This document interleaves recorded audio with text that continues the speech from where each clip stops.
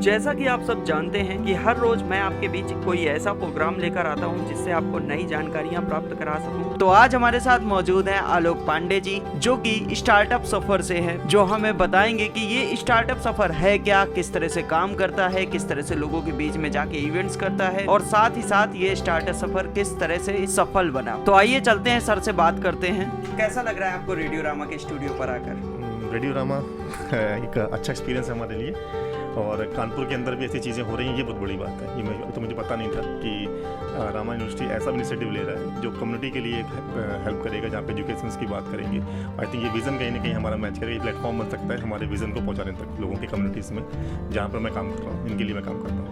Sir, मैं चाहूँगा कि हमारे लिसनर्स को एक बार अपने आप से खुद से एक बार अपना परिचय दे दें। मैं आलोक पांडे, अगर मैं कहूँ तो मैं एक बॉर्न एंटरप्रेन्योर कह सकता हूँ अपने आप को, क्योंकि मैंने कभी सोचा नहीं काम करने के किसी और के लिए। मैंने आई वॉज इन 17 तब मेरी फर्स्ट कंपनी आई। उसके बाद से आज एक आईटेक ग्रुप बना के खड़ा किया हुआ है। आईटेक ग्रुप के अंदर 6 कंपनीज हैं, और इन फ्यूचर में हम लोग खुद प्राइवेट इंक्यूबेटर होने वाले हैं, जहाँ पर हम लोग अपने 2 टियर और टियर 3 2 लोगों के लिए ज़्यादा काम कर रहे होते हैं, क्योंकि वो ऐसे लोग हैं जहाँ पर जिनके लिए हेल्प नहीं है। अगर हम बोलें कि किसी भी प्रोमिनेंट इंस्टीट्यूट की बात करें या उनकी करें, तो उनके लिए तो सब जगह पर हाथ खड़े हो जाते हैं, लोग हेल्प करने की कोशिश करते हैं। बट जब हम टियर 2 टियर 3 के लोगों के लिए बात करते हैं, मैं खुद बोलूँ, मैं वहीं से आता हूँ, मेरी स्कूलिंग वैसी होती है, मेरा कम्युनिटी वैसी होती है, जहाँ पर हमारे पास आसपास के लोग ऐसे होते नहीं। तो एक ऐसा प्लेटफॉर्म, क्या कह रहे हैं, ऐसा वैक्यूम था जहाँ पर इन लोगों को कोई नहीं पूछ रहा था। तब मैंने जब कोशिश की, क्योंकि मेरी जर्नी में ऐसा रहा कि मुझे कोई मिला नहीं बताने वाला। हो सकता है कि आज अगर जो 10 साल पहले हम जहाँ पर आज हैं वहाँ पहले हो चुके होते। तो वो जो जगह वैक्यूम की था, उसके लिए मैं काम करता हूँ, और उसी से आईटेक ग्रुप बना। आईटेक ग्रुप के अंदर कम से कम 37 ऐसे स्टार्टअप्स हैं जिन्होंने अभी अपना मास्टर्स पूरा नहीं किया हुआ है और ग्रेजुएशन पे है, अंडर ग्रेजुएट हैं, और वो लोग वहाँ पर अपने अपने कंपनी के ओनर बने हुए हैं। तो आईटेक ग्रुप में मतलब मैं बोल सकता हूँ कि मैं नीति आयोग अटल इनोवेशन मिशन में एक मेंटर ऑफ चेंज भी हूँ। तो मेंटर ऑफ चेंज मतलब अब वहाँ मैं कितना कर पाऊँ पता नहीं, मगर मेरे अपनी कम्युनिटी की बात करूँ, अपने आसपास की सराउंडिंग की बात करूँ, तो वहाँ पर शायद थोड़ा बहुत काम कर पाएँ, बट अभी बहुत काम करना बाकी है। सर, आपकी लाइफ में जब आप धीरे धीरे बड़े हो रहे थे, तो रोल मॉडल कौन था आपकी लाइफ का? ये बताओ, रोल मॉडल तो सच कहें तो बदलता रहता है। वो होता क्या एक्चुअली ना कि जब आप छोटे से होते हो घर में, तो जब घर देखा होता है तो वहाँ पर ऑब्वियसली बात हमारे पेरेंट्स हैं या जो बड़े भाई बहन होते हैं। जब आप स्कूल निकलते हो तो और दुनिया बड़ी होती है, तो जितना बड़ा बड़ा विजन बदलता है, बढ़ा रहता है ना। लेकिन सच कहूँ तो एक ये बात यहाँ कन्फेस कर सकते हैं कि जिनको रोल मॉडल माना, जब बहुत करीब से पास में गए ना, तो वहाँ पर भी एक चीज़ दिखी कि दिखाने के लिए कुछ और था और रियल में कुछ और था। तो मैं आज की डेट में मैं किसी को नहीं मान पाऊँगा। ओके सर, स्टार्टअप सफर है क्या, इसके बारे में अच्छा, स्टार्टअप सफर को अगर मैं अभी कभी किसी टैगलाइन पे देखेंगे कि अब विश की मैं वीडियो पे दिखा पाता इस बात को, हालांकि ये ऑडियो पॉडकास्ट है, तो उसमें आप देखें स्टार्टअप सफ़र मैंने ऊपर हिंदी में लिखा हुआ है, नीचे सफ़र इंग्लिश में लिखा हुआ है जी। तो ऊपर का सफ़र का मतलब जर्नी है, और जो सफ़र नीचे लिखा हुआ है SUFFER, वो सफ़र है मतलब कष्ट। तो जो एंटरप्रेन्योरशिप जर्नी होती है, वो उस सफ़र में बहुत सारे कष्ट हैं। तो मैंने बताने की कोशिश करी है कि ये जर्नी में मज़ा भी आता है और एक कष्ट भी होता है, क्योंकि कई बार हम फेल भी होते हैं, रोज़ एक नई नई चीज़ें ढूंढते रहते हैं। तो हमारे मेंटोर हैं हरीश जी, वो बोलते हैं कि surfer never suffer in this सफ़र कि जो सर्फर है, जो घूमते रहते हैं, देखते रहते हैं चीज़ों को, वो कभी सफ़र नहीं करते हैं इस एंटरप्रेन्योरशिप जर्नी में। तो ऐसी जब चीज़ें मिली तो मैंने उसको बनाया है स्टार्टअप सफ़र and suffer by Alok Pandey. तो इसलिए क्योंकि मैंने अपने मैं बताऊं कि जब मैं अपने काम, जहाँ आपने शायद शो देखे हों मेरे, जिन्होंने भी शो सुना होगा, कि उसमें बहुत जेनरिक तरीके से बात करते हैं टियर 2 टियर 3 के लोगों को। और आज मैं बात करूँ कि बहुत स्पेशलाइज्ड लैंग्वेज में जो IIM के लोग बात कर रहे हैं, वेंचर कैपिटलिस्ट की बात बताओ, अरे चुप हो गए सब लोग, होता क्या है, इसके बाद बताते हैं सीड फंडिंग क्या है। तो ऐसे वर्ड्स में लोग डर रहे होते हैं। एक्चुअल में सच कहें तो किसी भी एंटरप्रेन्योर को सिर्फ एक चीज़ चाहिए, वो क्या है, वो है एक सपोर्ट। अब सपोर्ट वो किसी नाम से मिले, वो सपोर्ट आयुष के नाम से मिले या आलोक के नाम से मिले, एंटरप्रेन्योर को चाहिए क्या कि हमें एक सपोर्ट चाहिए, एक सही गाइडेंस चाहिए। तो हम उस गाइडेंस को कोई नाम दे के उसको ख़राब नहीं करना चाहते हैं। वो सपोर्ट मिले, वो फ्री फंडिंग का हो, वो वेंचर कैपिटलिस्ट का हो, वो इक्विटी शेयरिंग पे हो। अब ये 3 वर्ड मैंने बोल दिए, तो अभी जितनी भी ऑडियंस भी सुन रही होगी कहेगी ये 3 वर्ड क्या है। 90% ऑडियंस का ये क्या है, 10% वही जो नीस हैं, जो टियर 1 में आते हैं, उनको पता है इस बारे में। लेकिन क्या है कि जो असली जो एंटरप्रेन्योर हैं, वो 10% तो कवर नहीं करेंगे, वो तो 90% में भी मिलने वाले हैं। तो 90% जो डिस्करेज होते हैं वो इन वर्डिंग से होते हैं कि हमने अपनी वोकेबुलरी में एक कांस्टेंट करके रखा हुआ है कि नहीं ये हमारे लिए है नहीं। इस वजह से ये जो शो बनाया कि स्टार्टअप सफ़र and suffer by Alok Pandey, उसका मतलब यही था कि टियर 2 टियर 3 के लोगों को सही नॉलेज बिल्कुल ऑर्गेनिक तरीके से पहुंचाना, और इसमें इंटरेक्शन भी हम उन लोगों का ही कर रहे हैं जो टियर 2 टियर 3 के लोग आएंगे, जिन्होंने अपने बिजनेस खड़े किए हुए। लास्ट का जो एपिसोड बनाया था मैंने अच्छे श्रीवास्तव जी के साथ में किया हुआ है, वो आज के लिए 25 ईयर्स की एज भी खत्म नहीं करी हुई है और 47 करोड़ की एक नेट एसेट वैल्यू रखी हुई है। ये सर, तो सर ये स्टार्टअप सफर के आइडिया कैसे आया कि हम ये शुरुआत करें, और इसके साथ साथ सर ये बताइए कि स्टार्टअप सफर में किन किन लोगों का आपने सहयोग, मतलब किन किन लोगों से मदद ली, किस तरह से आइडिया आया, हाँ। ये सारी चीजें। ये स्टार्टअप सफ़र में अगर बोले इंस्पिरेशन कहाँ से आया या फिर ये बात करें, क्योंकि जब मैं एक सिटी में काम कर रहा होता हूँ या फिर किसी कॉलेज में काम कर रहा हूँ तो वहाँ के लोग ही हमसे मिल पाते हैं, बात कर पाते हैं। अब यहाँ पे जब मैं बैठ के बात कर रहा हूँ और जो बाहर के लोग आएंगे, मतलब कि बाहर की सिटी के लोग हैं, वो वैसे लोग तो वहाँ पर भी हैं, मैं अकेला कहाँ का रीच करूँगा। तो ये हुआ कि स्टार्टअप, क्योंकि ये टियर 2 टियर 3 हर तरफ है, हर पूरे इंडिया में है। अगर देखा जाए तो इंडिया की जो 85 जनरेशन टियर 2 टियर 3 की है, तो ये लोगों को हम रीच कैसे करेंगे।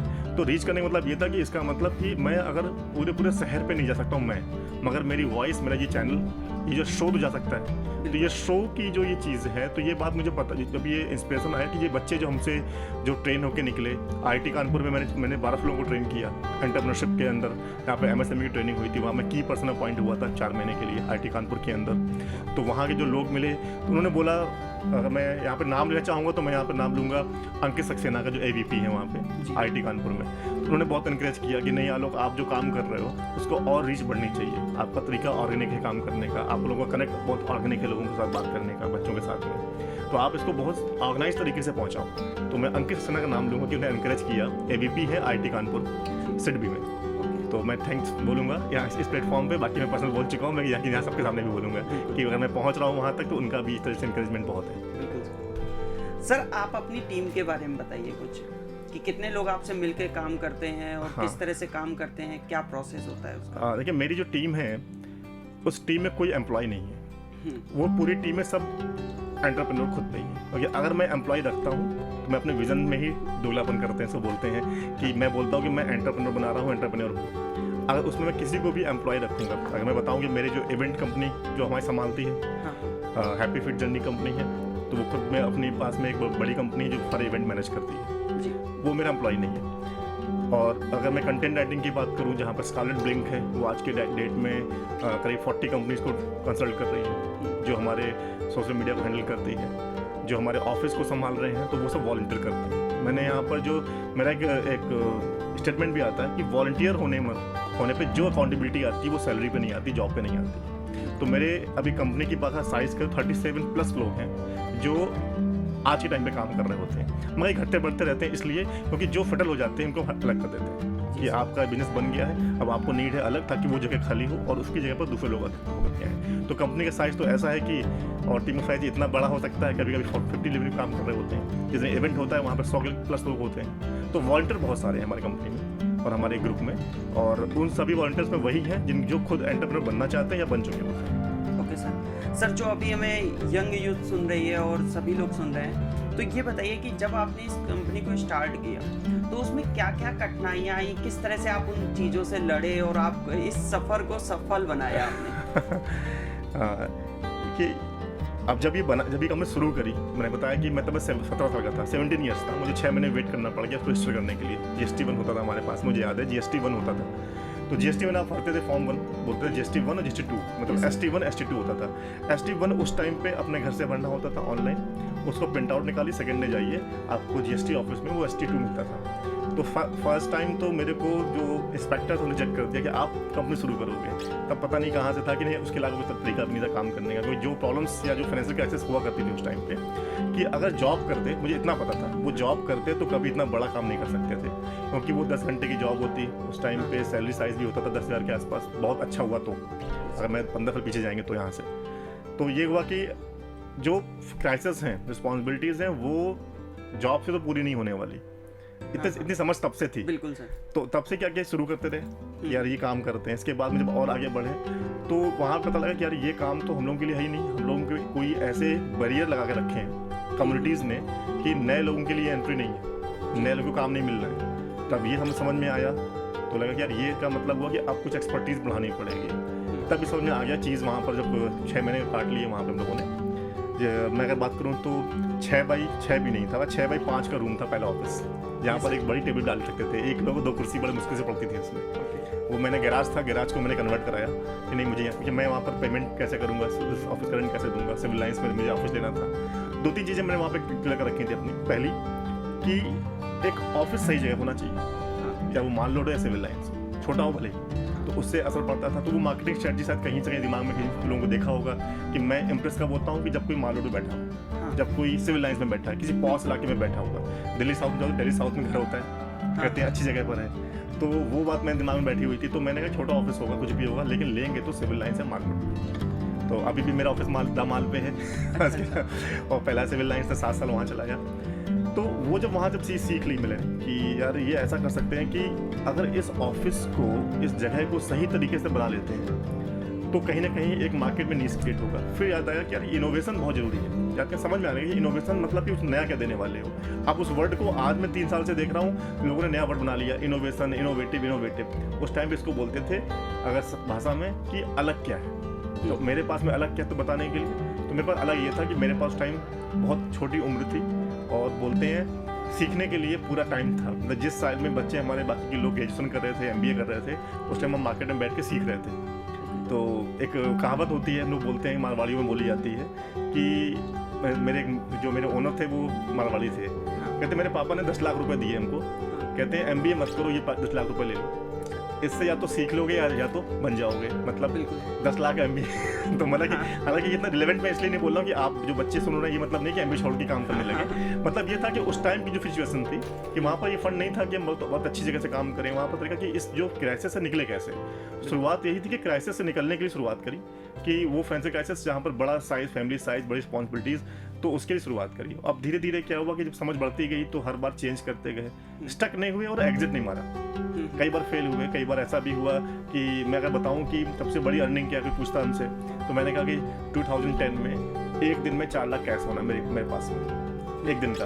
और ख़राब चीज़ क्या है कि 1 महीने बाद वो कंपनी बंद हो जाना। दोनों चीज़ें हैंडल कर ली तो बड़ा दिमाग ख़राब हुआ उस 4 लाख रुपए आने से, और उसी ने ख़राब कर दिया कि अब दिमाग ख़राब, मैं सक्सेस हो गया हूँ। तो उसके बाद में डिसीजन जो लेने लगे वो इन्फेक्शस में लेने लगे, यार ये तो बहुत अच्छे से मैं जा रहा हूँ। तो कुछ लोगों ने फ़ायदा भी उठाया कि आईटेक का ब्रांड बन चुका था। आईटेक तक कंसल्टेंसी कंपनी होती थी, यहाँ पर आईटेक के अंदर किसी ने रजिस्ट्रेशन करा लिया तो जॉब पक्की होती थी उसकी कानपुर के अंदर। फिर वही बात है कि जो हम लोग उस एज में जो गलती करते हैं कि जल्दी सक्सेस मिल गई, तो जो सक्सेस जल्दी मिल रही होती है ना, वो हमेशा कुछ ख़राब कुछ देके जाती है। तो तुरंत से वो 6 महीने के बाद में, जहाँ पे हम जो डेली हम 4 लाख के आसपास 5 लाख अर्निंग कर रहे थे, तो मतलब उस अगर मैं आज भी ये बोलता है कि यार you are in the 19 years से ओल्ड ओनली, और कैसे कर रहे हो, क्या कौन सा नंबर का काम धंधा कर रहे हो। मैंने ऐसा नहीं कर रहा, सिर्फ ये है कि जो क्योंकि हम यूथ थे तो यूथ की प्रॉब्लम समझता है। भाई 21 साल के 18 साल के हम होते हैं और 17 साल की यूथ है। आप 21 साल को बैठ के 22 साल समझ लोगे आराम से, तो जितना जैसे गैप कम होगा उतना आसानी से समझ लोगे। तो ये शुरुआत वहीं से हुई, वहाँ मैंने खराबी भी देखी, अच्छी भी देखी। तो लेकिन ये है कि बहुत जल्दी से सब कुछ हो गया, सक्सेस जल्दी मिल गई और खराबी जल्दी मिल गया। तो मतलब समझिए 24 ईयर्स तक हम सब कुछ कर चुके थे कि गलतियाँ कौन सी नहीं करनी है, ये सीख चुके थे। तो उससे क्या हुआ कि वहाँ पर फिर ये हुआ कि अब यहाँ से जब काम शुरू करेंगे तो फिर 6 महीने का लीप लिया, फिर रीइनिशिएट किया, तब बनाई दोबारा आईटेक वेब इंडिया। तब आईटेक वेब इंडिया थी सॉफ्टवेयर कंपनी, जो उन्हीं बच्चों के साथ बनाई थी जो बच्चे मेरी किसी नासमझी की वजह से दुबक खा गए थे, क्योंकि हम लोग का प्लेसमेंट कंपनी होते थे। वो कंपनी ने हायर किया और बच्चों को बाहर निकाल दिया। तो उन 7 बच्चों ने उस कंपनी को बनाया क्योंकि उनका ट्रस्ट था कि सर आपने गलत नहीं किया होगा। तब आईटेक वेब इंडिया के पास में उस टाइम 200 क्लाइंट होते थे, आज भी 100 क्लाइंट हैं उसके पास। फिर आगे बनी आईटेक वेब इंडिया के बाद बनाया मैंने आईटेक ट्रेनिंग एंड कंसल्टेंसी, जहाँ पर हम लोग मैनेजमेंट कंसल्टेंसी करते थे। 52 कंपनी से करीब हम लोग कंसल्टिंग कर चुके हैं, जहाँ पर उनके स्ट्रेटेजिक मैनेजमेंट को देखते हैं। फिर आता है मेरे पास में आईटेक एजुकेशन एंड कंसल्टेंसी। वो क्या चीज़ है? वो है जहाँ पर हम कॉलेज के अंदर कैंपेन्स करते हैं, कॉलेज के लोगों को सिखाते हैं, जॉब स्किल एनहेंसमेंट ट्रेनिंग बताते हैं वो। और इसके बीच में ही हमारा MBA पूरा हो रहा था, साथ साथ में मैं काम भी कर रहा था, MBA पूरा कर रहा था। और इसके साथ में PhD जो मैंने किया सोशल एंटरप्रेन्योरशिप से, उसका नाम था role of CSR, corporate social responsibility. SAN India है सोशल ऑडिट नेटवर्क, वहाँ काम किया। ऐसे कई फ्रीलांसिंग का प्रोजेक्ट्स बहुत किए। तो वो था कि वो लर्निंग जो फेलियर से भी देखी और उसको एक लर्निंग बनाया, उसको एग्जिट नहीं किया कि नहीं ये गलती नहीं करनी, ये गलती मैंने करी, वहाँ से ख़राब हुआ है। तो इसका मतलब ये नहीं कि हम काम नहीं कर सकते। मैंने उसको सुधारा। को सुधारा और सीखा और दोबारा बस, और यही सिखाया अभी लोगों को कि क्या नहीं करना ये पहले सीखो, जो करना है वो अपने आप फिल्टर होकर निकल आएगा। बिल्कुल। तो सर जो पहला आपका स्टार्टअप सफर का इवेंट था उसके बारे में आप कुछ बताइए, किस तरह से कहाँ पर था पहला इवेंट? हाँ, स्टार्टअप सफर के लिए थैंक यू बोलेंगे रामा यूनिवर्सिटी को, डॉक्टर वैशाली ढींगरा मैम को, जो dean faculty of commerce management है, और ऑब्वियसली बात आयुष जो सामने बैठे हुए हैं, क्योंकि वो नोटिस बहुत शॉर्ट था। और देखो मैं इसको, हम लोग बोलते हैं कि सब कुछ कहते हैं कि everything is going for good, तो जो खराब होता है तो बोलते हैं ऐसा नहीं, तो वो असल में वेन्यू कहीं और डिसाइडेड था। बट रामा से मैं बहुत बार काम कर चुका हूँ, रामा के बच्चों से बहुत बार मिल चुका हूँ, कई वर्कशॉप कर चुका हूँ, तो ये कहीं ना कहीं एक था कि रामा कुछ अलग काम कर रहा है। मतलब इस पूरे सिनेरियो में जहाँ पे हम लोग जिस जगह रह रहे हैं कुछ अलग सोच है यहाँ के स्टाफ की, यहाँ के मैनेजमेंट की, यहाँ के फैकल्टीज़ की, तो ये बात अट्रैक्ट करती थी। लेकिन मेरा ये था कि चलो कि थोड़ा सा और भी, जो मैंने कहा ना जैसे कि टियर 2 टियर 3 के लिए कि सारी जनरेटरीज को फ़ायदा मिलना चाहिए, उस चक्कर में मैंने वेन्यू चेंज किया हुआ था। तो लास्ट मोमेंट में इवनिंग में एक प्रॉब्लम आया कि वहाँ पर कुछ टेक्निकल ग्लिच हुई, तो मैं बिल्कुल, ये बहुत संभव नहीं होता है कि आधे घंटे के अंदर मुझे अप्रूवल मिल गया रामा यूनिवर्सिटी के लिए।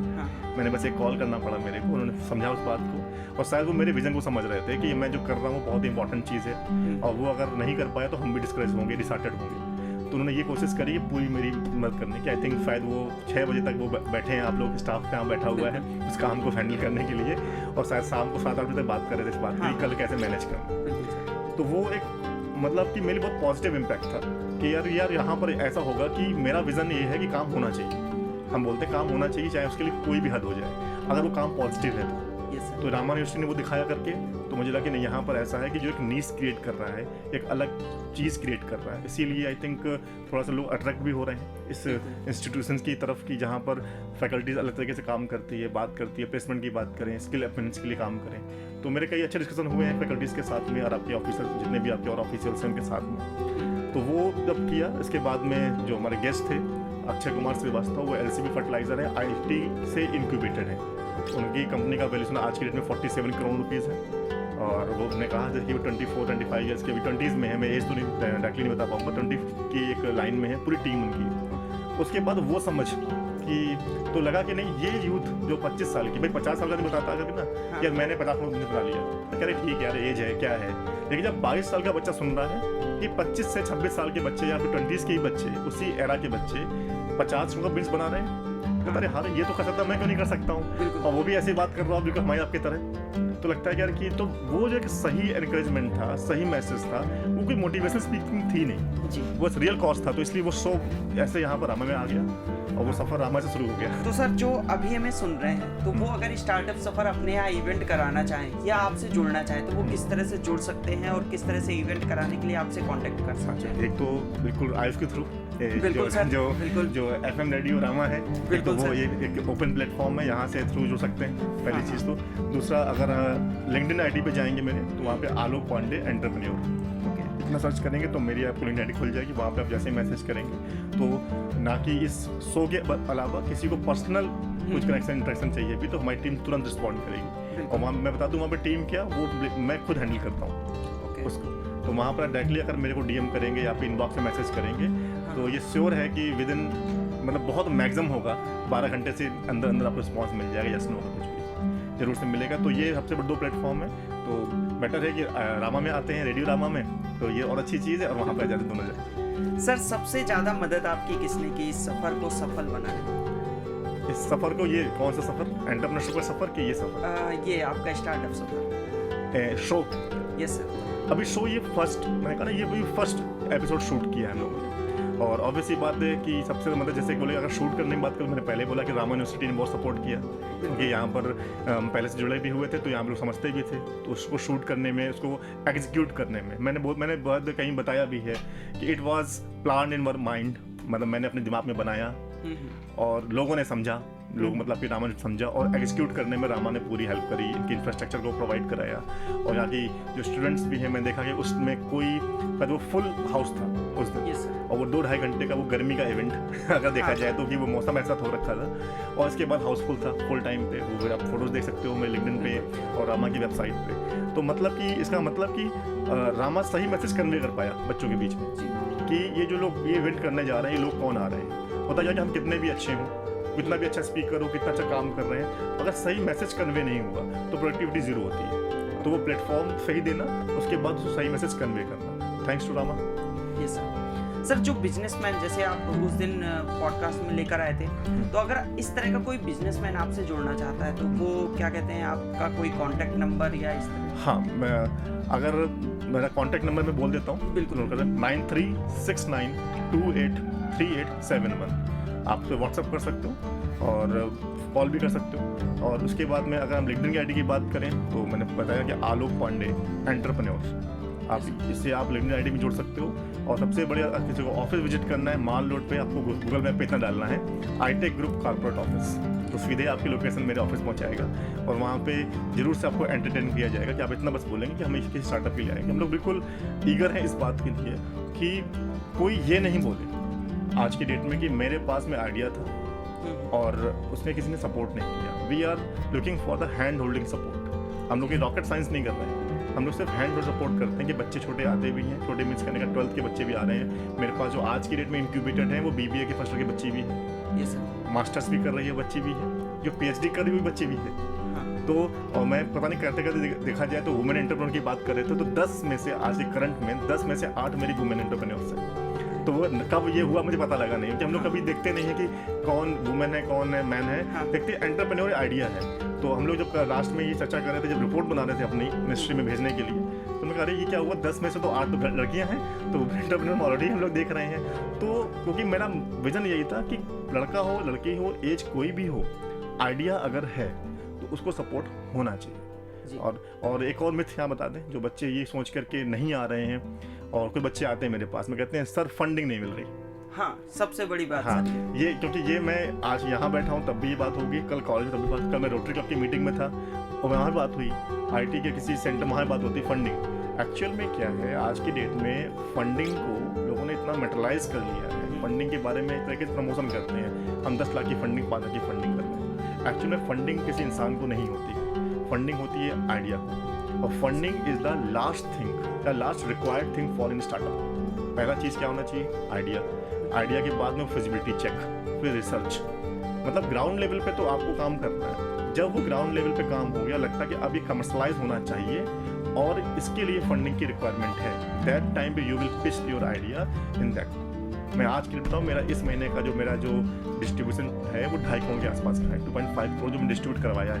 इस मंथ की बात बता रहा हूँ सर आपको। अब टाइम कितना हुआ, जोड़ो, आज 4 दिन हुए, आज 3 दिन है, अब 3 दिन हुए हैं, अपना 3rd में लोग शूट कर रहे हैं, तो 2.5 करोड़ का आसपास का ये स्केल है। और अभी हम लोग करीब 5 से 6 करोड़ की एक भी पिच पर हैं। लेकिन किन लोगों को है, जो इन्वेस्टर है ना, वो पैसा उसका है ना, जो कमाता है वो जानता है देना कैसे है, फ्री का तो है नहीं। इसलिए जो बच्चे ये सोच के मेरे पास में आ रहे हैं या किसी के पास जा रहे हैं कि 10 लाख की फंडिंग बोला निकल रही है, तो 10 लाख की फंडिंग वो आपके लिए अकेले नहीं है, वो डिस्ट्रीब्यूट होनी है। और वो ऐसे आइडिया भी डिस्ट्रीब्यूट होनी है, वो आयुष आलोक को नहीं मिल रही है, वो आयुष आलोक के आइडिया को मिल रही है। बिल्कुल। तो ये इन हर बच्चे के लिए कि स्टार्टअप इकोसिस्टम पे समझ लें कि अपने आइडियाज़ पे वर्क करें, अपने इनोवेशन टेक्निक पे वर्क करें, और जब वो वर्क करके फिजिबिलिटी हो जाएगी तो लोग बैठे हैं पैसा लेकर। मैं कानपुर एंजल्स जो है वेंचर कैपिटलिस्ट, उसका प्रेसिडेंट हूँ। एंटरप्रेन्योरशिप कैफे, उसका मैं सिटी मेयर हूँ, जहाँ पे हम लोग इस पर डिस्कशन करते हैं, कानपुर एंजल से पैसे दिलवाते हैं बच्चों को। तो वो सारा इकोसिस्टम जो मैंने कहा ना, जो मैंने अपनी लाइफ में एक वैक्यूम था, पैसा कहाँ से आ रहा है, अब ठीक है आ गया, अब स्केल डिस्कस नहीं कर पा रहे हैं, प्रॉब्लम्स नहीं मिल रहे हैं, तो उसके लिए भी हम लोग कर रहे हैं। तो 12 तारीख को आने वाले 12 अगस्त को एक ई-कैफे करके हमने बोला है, उसका एक स्लोगन है बाय योर ओन कॉफ़ी। अब ये क्या बता दूँ मैं साथ में ये भी कि एंटरप्रेन्योर थोड़ा सा इगोइस्टिक होता है, कहता है मैं किसी की भी एक चाय नहीं पी सकते अगर मेरा काम नहीं किया। तो हम लोग का ऐसा है, तो फिर क्यों फ्री की लंच नहीं करता, फ्री की डिनर नहीं करता, फ्री की चाय नहीं पीता, तो कहता ठीक है ऐसा है, आप आ तो सकते हो। तो वो बुलाया जाता है और वहाँ पर खुद कहते हैं कि एंकरेज करते हैं बाय योर ओन कॉफ़ी। तो 12 अगस्त कोई फर्स्ट इवेंट है कानपुर में, जब तक नहीं हुआ है, तो कानपुर लखनऊ 2 को मैं संभाल रहा हूँ यहाँ से। तो e cafe means entrepreneurship cafe, IT Kanpur का इनिशिएटिव है, वहाँ से निकला है ये। इंटरनेशनल ऑर्गेनाइजेशन है, 156 कंट्रीज़ में इसके कैफे चलते हैं, वहाँ पे हम लोग इंटरनेशनल कम्युनिटी को प्लेटफॉर्म पे लाते हैं। सर उन लोगों के लिए बताइए जो बिजनेस में हार चुके हैं, लॉस हो चुका है काफ़ी, तो उनको किस तरह से आप मोटिवेट करेंगे? देखिए जो बिजनेस में हार चुके हैं तो एक्चुअली बिजनेस में हार नहीं होती। हाँ, बिजनेस में हार नहीं होती, पर काफी लोग हो जाते हैं परेशान कि लॉस ही लॉस हो रहा है, कहीं कोई फायदा नहीं है, वो मुनाफा नहीं है। इसीलिए हो रहा होता है। जैसे क्योंकि बहुत मैंने कहा ना, बहुत रिलेटिव बात करेंगे, हम किसी के रेफरेंस नहीं देंगे, जो मैंने अपनी लाइफ में, थोड़ी सी लाइफ में किया हुआ है। जैसे कल मैं बैठा तो वहाँ पर मैंने सिर्फ इतनी बात बोली कि आप लोग AI यूज़ नहीं कर रहे हो, आप लोग e-कॉमर्स यूज़ नहीं कर रहे हो, जो ट्रांजिशन नहीं कर पा रहे हैं, जो चेंजेस के साथ में खुद को कॉप अप नहीं कर पा रहे हैं, वही फेल हो रहे हैं। जो स्ट्रेटजी नहीं बदल पा रहे हैं, मतलब कि इस एरा में जहाँ पर 90% शॉपिंग रात में 12 बजे के बाद फ़ोन पे हो रही है, हाँ। और हम कह रहे हैं कि 10 लड़कों को सेल पे लगा रहे हैं मार्केट में। मैं छोटी सी एग्जांपल दे रहा हूँ कि बहुत अपने काफ़ी कानपुर में बैठे हुए हैं ना, तो कानपुर में बहुत रॉ मटेरियल, रॉ बात होती है। तो वो लोग से बोलो कि 10 लोगों को हायर कर लो, कर लेंगे। वो बोलो कि नहीं यार 10 लाख 1 लाख रुपए तुम किसी टेक्नोलॉजी में लगा दो, ई-कॉमर्स वेबसाइट पे लगा दो, तो नहीं लगाएंगे। लेकिन फिर क्या करेंगे, फिर जब मैं कंसल्ट करूंगा तो मुझको भी कंसल्टिंग का पैसा देंगे, और फिर मेरे कंसल्टिंग से हम लगवा भी लेंगे, क्योंकि उनको इस पर ट्रस्ट है। तो क्या दिक्कत हो रही है कि जो हमारी जो ऑर्थोडॉक्स जो एजुकेशन हो रखी है, जो पहले से फेल हो गए हैं, वो देख देख के बिजनेस कर रहे हैं, बोलते हैं कॉपी पेस्ट मार रहे हैं। भाई जैसे बोला कि मेरे पास में अगर मेरी एक कंपनी है जहाँ पर मैं कंसल्टिंग कर रहा हूँ, तो कंसल्टिंग, हाँ एक चीज़ और भी है, हम लोग सेल कर रहे हैं, कंसल्टिंग नहीं कर रहे हैं। जैसे मैं अपने एक फाइनेंशियल कंसल्टेंसी की बात करता हूँ, मैं जहाँ पर कि वहाँ पर हम लोग ये GI को हम लोग, मेरा 3 ब्रांच है, SMC इंश्योरेंस कंपनी है, वहाँ 3 ब्रांच का मैं हेड हूँ, कानपुर, लखनऊ और रायबरेली का। तो वहाँ जब बच्चे आते हैं तो मैं ये बोलता हूँ कि तुमको सेल नहीं करना है, तुमको डिस्कशन, कंसल्टिंग करना है। तो जो नॉलेज है, वो नॉलेज अपने आप से, जो सेल है वो नॉलेज का बाय प्रोडक्ट होता है। आपने किसी को बताई, इन्फॉर्मेशन दिया, तुरंत पूछे सर कैसे ले, किससे ले लें। हाँ। हम लोग जब सेल इम्पोज करते हैं कभी नहीं होता है। तो ये जो लोग जो फेल हो रहे हैं, वो एक्चुअल में जरा ध्यान दें कि अपने प्रोडक्ट को कंसल्ट करें। हाँ। सेल करने के लिए इन्फोर्स मत करें, सेल करने के लिए अपने आप होगा जब आप लोग अवेयर हो जाएंगे। और जो लैक ऑफ नॉलेज है, टेक्निक्स पुराने यूज़ कर रहे हैं, हम ना व्हाट्सएप को मार्केटिंग टूल यूज़ नहीं कर रहे हैं, ई-कॉमर्स यूज़ नहीं कर रहे हैं, तो जो और नए, अगर ऐसा होता तो नए बच्चे कैसे सक्सेस हो रहे हैं बताइए। पुराने वाले अगर फेल हो रहे हैं तो नए के पास में कौन सी नई चीज़ है, तो नए के पास में मतलब कि कुछ इनोवेशन है, तो मे भी कि वो सेम प्रोडक्ट, टेक्सटाइल पहले भी बिक रहा था, आज ही बिक रहा है जी, लेकिन नए बच्चे बेच पा रहे, पुराने वाले कह रहे हैं कि हम स्ट्रगल कर रहे हैं। मैं देखता हूँ कानपुर के, मैं छोटे लोगों में भाई बिक नहीं रहा लोकल मार्केट में, लेकिन वहीं पे कोई दूसरी कंपनी आती है, बच्चे वो दुकान भी नहीं खोल रहे हैं, वो अमेजोन पे बेचे जा रहे हैं। मतलब कि वो समझ गए कि आज का कस्टमर इस सर्दी गर्मी बरसात में बाहर नहीं निकल रहा है, वो कह रहा है मुझे घर पे चाहिए, घर पे चाहिए, इतना व्यस्त भी है वो। बस तो वो उस सब टाइम को, तो वो जो चेंजेस हैं वो दुकान पे बैठा हुआ बंदा नहीं समझ पा रहा, क्योंकि क्या कर रहा है, वो इन कम्युनिटीज को ज्वाइन नहीं कर रहा है। जो ई-कैफे जो बताया मैंने, या कम्युनिटीज बताया, वो इसीलिए है कि अपने आइडियाज एक्सचेंज करें। वहाँ बच्चे भी आएंगे, बड़े भी आएंगे, तो उन बच्चों को वहाँ जवाब मिलेगा। लेकिन अभी तो सिंपल से अगर एक लाइन में बात करें कि हम लोग अपने को ट्रांजिशन में नहीं ला के दे रहे। टाइम तो बढ़ गया 10 साल पहले, मगर हमारे काम करने की सोच पहले वाली 10 साल पहले, इसलिए स्ट्रगल भी चल रहा है। और कुछ फेल वर्ड भी हार्श वर्ड है, फेल नहीं बोल पाते हैं हम लोग, तो बोलते हैं हार्श वर्ड है, या आपकी डिफिकल्टीज हो रही हैं, या चैलेंजिंग टाइम चल रहा है, ऐसे वर्ड यूज़ करते हैं ताकि भी बुरा ना लगे, कि मैंने मिस बना के रखे होते हैं। बट रीज़न ये है कि अपने आप को टाइम के बदलना पड़ेगा, क्योंकि ट्रांजिशन हर हफ्ते बदलता है। ओके, तो सर जाते जाते हमारे रेडियो रामा के लिसनर्स को क्या संदेश देना चाहेंगे आप?